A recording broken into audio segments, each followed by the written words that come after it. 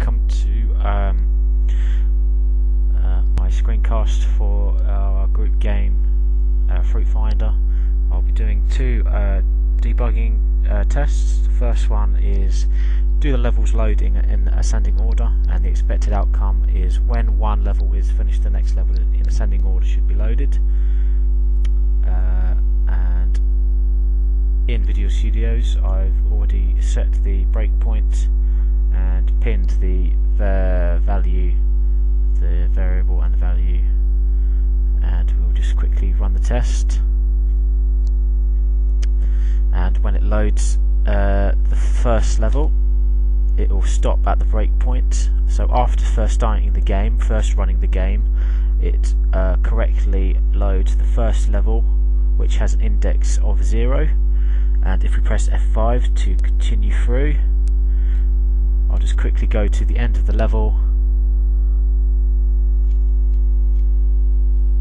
and hit exit, which should run the method, the load next level method again.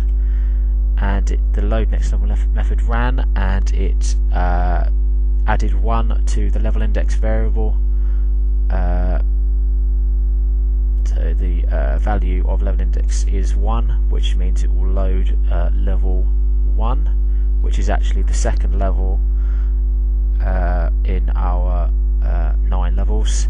And I'll hit F5 again and quickly get to the next level, and it will run the method again, and it stops and it adds 2 to the level index variable.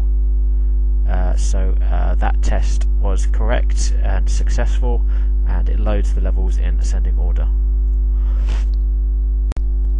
Okay, the second test that we'll be doing today is, let's bring up the test plan. It's test 31. Do the player lives reduce each time the player is killed, and expected outcome: the player starts with 3 lives. When the player is killed, the player lives reduces by 1 each time, and when player lives is equal to 0, it should change the game state to game over. So we'll test that quickly. We're in Visual Studios here, and I've set the breakpoint at the point where it runs the conditional statement. If the player lives is equal to 0, it will run a game over. It will change the value of current game state to game over.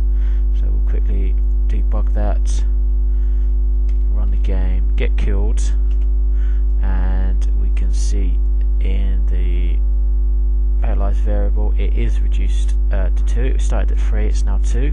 So we'll step through again, and actually we fell straight onto the gorilla that time. We died straight away, and so we'll just check again, and player lives is now equal to 1, and then we'll just do it one more time and get killed, and we'll just check the variable now, and player lives is equal to 0. So now if we run, because player lives is equal to 0, it should run this and change the game state to game over and take us back to the game over screen, which it does. It's on the game over screen.